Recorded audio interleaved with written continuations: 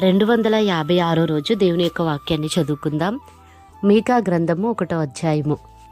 యోతాము, ఆహాజు, హిజ్కియాను యూదారాజుల దినములలో షోమ్రోనును గూర్చియు యెరూషలేమును గూర్చియు దర్శన రీతిగా మొరస్తీయుడైన మీకాకు ప్రత్యక్షమైన యెహోవా వాక్కు. సకల జనులారా ఆలకించుడి.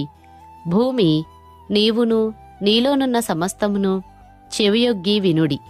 ప్రభువు యెహోవా మీ మీద సాక్ష్యము పలుకుబోచున్నాడు. పరిశుద్ధాలయంలో నుండి ప్రభువు మీ మీద సాక్ష్యము పలుకుబోచున్నాడు. ఇదిగో, యెహోవా తన స్థలము విడిచి బయలుదేరుచున్నాడు. ఆయన దిగి భూమి యొక్క ఉన్నత స్థలముల మీద నడవబోచున్నాడు. ఆయన నడువగా అగ్నికి మైనము కరుగునట్లు పర్వతములు కరిగిపోవును, లోయలు విడిపోవును. వాటము మీద పోసిన నీరు పారునట్లు అవి కరిగి పారును. యాకోబు సంతతి చేసిన తిరుగుబాటును బట్టియు ఇశ్రాయేలు సంతతి వారి పాపములను బట్టియు ఇదంతయు సంభవించును. యాకోబు సంతతి వారు తిరుగుబాటు చేయుటకు మూలమేది? అది షోమ్రోనే గదా. యూదావారి ఉన్నత స్థలములు ఎక్కడివి? యెరూషలేములోనివే కావా? కాబట్టి నేను షోమ్రోనును చేనిలోనున్న రాళ్లకుప్ప వలె చేసెదను. ద్రాక్ష చెట్లు నాటదగిన స్థలముగా దాని ఉంచెదను. దాని పునాదులు బయలుపడినట్లు దాని కట్టుడు రాళ్లను లోయలో పారబోసెదను. దాని చెక్కుడు ప్రతిమలు పగులగొట్టబడును, దాని కానుకలు అగ్ని చేత కాల్చబడును. అది పెట్టుకొనిన విగ్రహములను నేను పాడుచేతును.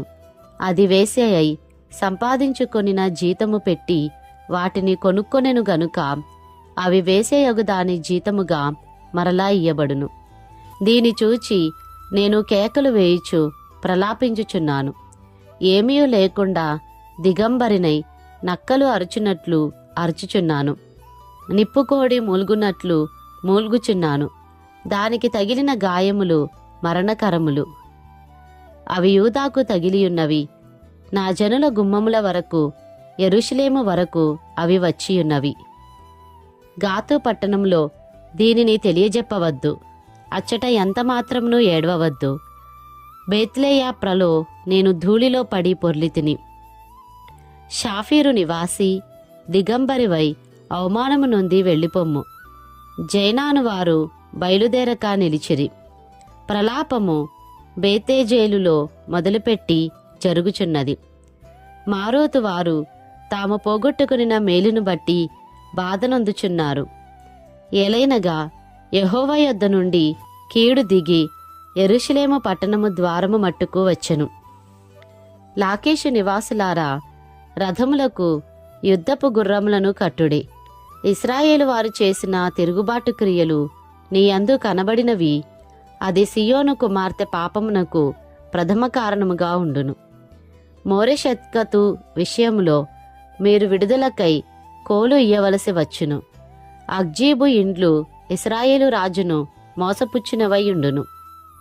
మారేషా నివాసి, నీకు హక్కుదారుడగు ఒకని నీ యొద్దకు తోడుకొని వత్తురు.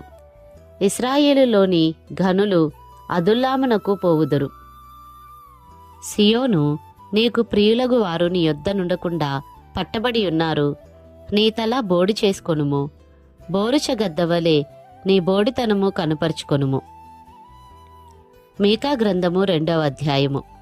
మంచముల మీద పరుండి మోసపు క్రియలు యోచించుచు దుష్కార్యములు చేయువారికి శ్రమ.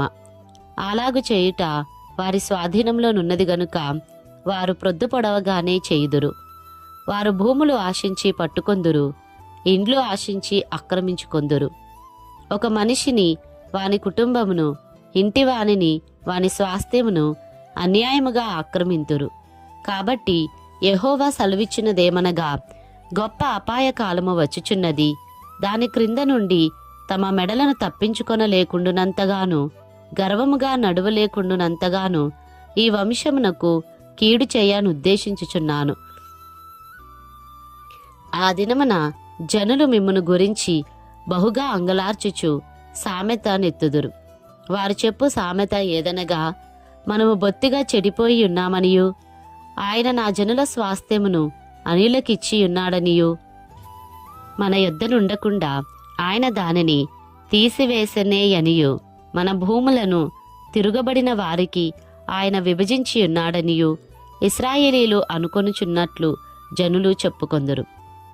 చీట్లు వేయగా యెహోవా సమాజములో మీరు పాలు పొందునట్లు నూలు వేయువాడొకడునూ ఉండడు.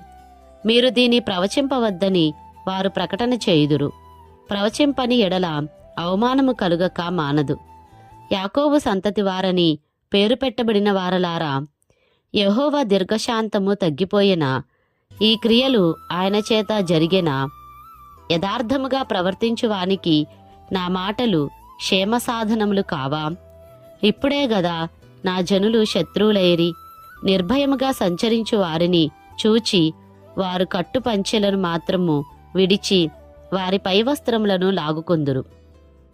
వారికిష్టమైన ఇండ్లలో నుండి నా జనుల యొక్క స్త్రీలను మీరు వెళ్ళగొట్టుదురు. వారి బిడ్డల యొద్ద నుండి నేనిచ్చిన ఘనతను ఎన్నడనూ లేకుండా మీరు ఎత్తుకుని పోవుదురు. ఈ దేశము మీ విశ్రాంతి స్థలము కాదు. మీరు లేచి వెళ్ళిపోవుడి. మీకు నాశనము, నిర్మూల నాశనము కలుగునంతగా మీరు అపవిత్ర క్రియలు జరిగించితిరి. వ్యర్థమైన మాటలు పలుకుచు అబద్ధీకుడై ద్రాక్షారసమును బట్టియు మద్యమును బట్టియు నేను మీకు ఉపన్యాసము చేయుదునని అబద్ధము చెప్పుచు ఒకడు వచ్చిన ఎడల వాడే ఈ జనులకు ప్రవక్తయగును. యాకోబు సంతతి, తప్పక నేను మిమ్మునందరినీ పోగు చేయుదును. ఇశ్రాయేలీలలో శేషించిన వారిని తప్పక సమకూర్చుదును. బొస్రా గొర్రెలు కూడునట్లు వారిని సమకూర్చుదును. తమ మేత స్థలములలో వారిని పోగు చేతును. గొప్ప ధ్వని పుట్టునట్లుగా మనుష్యులు విస్తారముగా కూడుదురు. ప్రాకారములు పడగొట్టువాడు వారికి ముందుగా పోవును. వారు గుమ్మమును పడగొట్టి దాని ద్వారా దాటిపోవుదురు. వారి రాజు వారికి ముందుగా నడుచును. యెహోవా వారికి నాయకుడుగా ఉండును. మీకా గ్రంథము 3వ అధ్యాయము. నేనిలాగూ ప్రకటించి తిని, యాకోబు సంతతి యొక్క ప్రధానులారా, ఇశ్రాయేలీల అధిపతులారా, ఆలకించుడి. న్యాయము ఎరిగిండుట మీ ధర్మమే గదా. అయినను మేలు నశయించుకొని కీడు చేయనిష్టపడుదురు. నా జనుల చర్మము ఉడదీసి వారి ఎముకల మీది మాంసము చీల్చుచుందురు. నా జనుల మాంసమును భుజించుచు వారి చర్మమును ఒలిచి వారి ఎముకలను విరిచి ఒకడు కుండలో వేయు మాంసమును ముక్కలు చేయునట్టు బాణలో వేయు మాంసముగా వారిని తుత్తునీయులుగా పగలగొట్టియున్నారు. వారు దుర్మార్గతననుసరించి నడుచుకొనియున్నారు గనుక వారు యెహోవాకు మొరపెట్టినను ఆయన వారి మనవి అంగీకరింపక ఆ కాలమందు వారికి కనబడకుండా తన్ను మరుగు చేసుకొనును.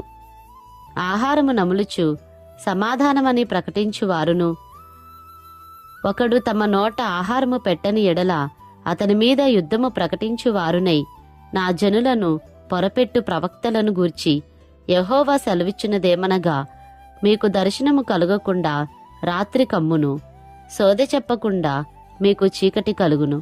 ఇట్టి ప్రవక్తలకు సూర్యుడు కనబడకుండా అస్తమించును, పగలు చీకటి పడును. అప్పుడు దీర్ఘదర్శులు సిగ్గునొందుదురు, సోదెగాండ్రు తెల్లబోవుదురు. దేవుడు తమకు ప్రత్యుత్తరం ఇయ్యకుండుట చూచి నోరు మూసుకొందురు. నేనైతే యాకోబు సంతతి వారికి తమ దోషమును, ఇశ్రాయేలీలకు తమ పాపమును కనుపరచుటకై యెహోవా ఆత్మావేశము చేత బలముతోనూ తీర్పు తీర్చు శక్తితోనూ ధైర్యముతో నింపబడిన వాడనై ఉన్నాను. యాకోబు సంతతి వారి ప్రధానులారా, ఇశ్రాయేలీల అధిపతులారా, న్యాయమును తృణీకరించుచు దుర్నీతిని నీతిగా ఎంచువారలారా, ఈ మాట ఆలకించుడి. నరహత్య చేయుట చేత సియోనును మీరు కట్టుదురు, దుష్టత్వము జరిగించుట చేత యెరూషలేమును మీరు కట్టుదురు.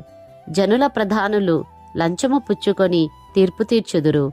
వారి యాజకులు కూలికి బోధింతురు, ప్రవక్తలు ద్రవ్యము కొరకు సోదె చెప్పుదురు.